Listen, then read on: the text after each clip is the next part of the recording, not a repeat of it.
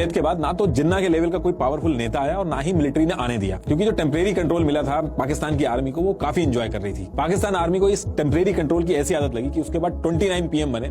आज की डेट तक एक भी पीएम ऐसा नहीं है जिसने 5 साल अपने पूरे किए। किसी को मार दिया गया, किसी का तख्ता पलट कर दिया गया, इतने बड़े बड़े पॉलिटिशियंस को मारा गया। आज तक इनकी एक भी एजेंसी ये नहीं पता लगा पाई कि पीएम को मारा किसने है।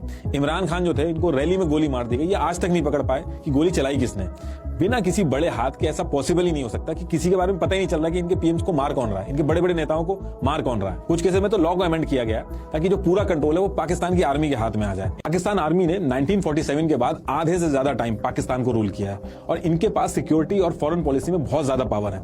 ये लोग उसको ही पीएम बनाते हैं जो इनके हिसाब से चलता है। इनके बिना पाकिस्तान में कोई भी इलेक्शन नहीं जीत सकता। इसलिए आपने एक वो कहावत जरूर सुनी होगी, बहुत ही फेमस है पाकिस्तान आर्मी के लिए, कि जंग कदे जीती नहीं और इलेक्शन कदे हारिया नहीं। ये देखिए, इतने सारे मेडल इन्होंने लगा रखे, लेकिन उन्होंने आज तक एक भी जंग नहीं जीती। पाकिस्तान की एक ऑथर है आयशा सिद्दीका, उनकी एक किताब है मिलिट्री आईएनसी। अगर मौका आपको लगेगा तो उसको पढ़िएगा जरूर। पाकिस्तान की आर्मी पूरे देश का पैसा कैसे घुमा रही है, इकोनॉमी को कैसे कंट्रोल कर रही है, बहुत ही बढ़िया तरीके से उसमें बताया। आपने कभी सुना है कि कोई आर्मी कपड़े, साबुन, तेल ये सब बेचती हो? ये दुनिया की अकेली आर्मी है जो सीमेंट, कपड़े, मीट, इंश्योरेंस, रियल एस्टेट ये सब बेचती है। इनकी आर्मी पाकिस्तान की रियल एस्टेट को कंट्रोल करती है और हर जनरल को रिटायरमेंट के बाद प्लॉट पे प्लॉट मिलते हैं। पाकिस्तान आर्मी की नेट वर्थ 1 लाख करोड़ से भी ज्यादा की है। इनकी आर्मी के अगर टॉप 100 ऑफिसर्स की वेल्थ का अंदाजा लगाया जाए तो 35,000 करोड़ से भी ज्यादा की वेल्थ है। इनके बच्चे सब बाहर पढ़ते हैं, यूके में इनके घर हैं, जबकि एक आम पाकिस्तानी ये सब सपने में भी नहीं सोच सकता जो ये लोग करते हैं। पाकिस्तान के अंदर ब्रेड तक भी मिलिट्री कंट्रोल बेकरी से बनती है। पाकिस्तान के बैंक को भी आर्मी ओन करती है और हैवी इंडस्ट्री का 1/3 और टोटल प्राइवेट एसेट का 7% हिस्सा आर्मी ओन करती है। पहले कमाते हैं और फिर लॉ में अमेंडमेंट करा के अपना फायदा करवाते हैं। आर्मी वेलफेयर ट्रस्ट और फौजी फाउंडेशन को इनकम टैक्स से भी छूट मिलती है और इस वजह से इनके सामने जो प्राइवेट कंपनीज है वो इनके सामने टिक नहीं पाती। पाकिस्तान आर्मी चीफ जो इससे पहले थे जावेद बाजवा, इनकी वाइफ की जो 2016 में वेल्थ थी वो 0 थी।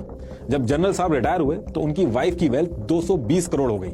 उनकी वाइफ इतने टाइम में ऐसा कौन सा बिजनेस कर रही थी कि उनकी वेल्थ इतनी हो गई। और अगर पूरी बाजवा फैमिली की वेल्थ को देखा जाए तो 1270 करोड़ हो गई। ये लोग ऐसा कौन सा खजाना खोद रहे हैं जो इनकी वेल्थ इतनी ज्यादा हो गई है। सैलरी जोड़ दो आप, उसके हिसाब से इतनी वेल्थ नहीं बैठती है, लेकिन उसके बाद भी इतना पैसा आ कहां से रहा है। तो आप थोड़ा सा भी कॉमन सेंस लगाओगे तो आपको पता चल जाएगा कि कुछ तो गड़बड़ है इसमें। लेकिन ये सारी चीजें क्वेश्चन तब हो पाएंगे जब मीडिया ये सारे क्वेश्चन लेके आए। लेकिन मीडिया और सुप्रीम कोर्ट वगैरह हर जगह इनका कंट्रोल है। मल्टीपल ऑब्जर्वर्स का ये मानना है कि अगर पाकिस्तान की इकोनॉमी को ग्रो करना है तो इकोनॉमी में पाकिस्तान आर्मी का रोल जो है वो खत्म करना होगा।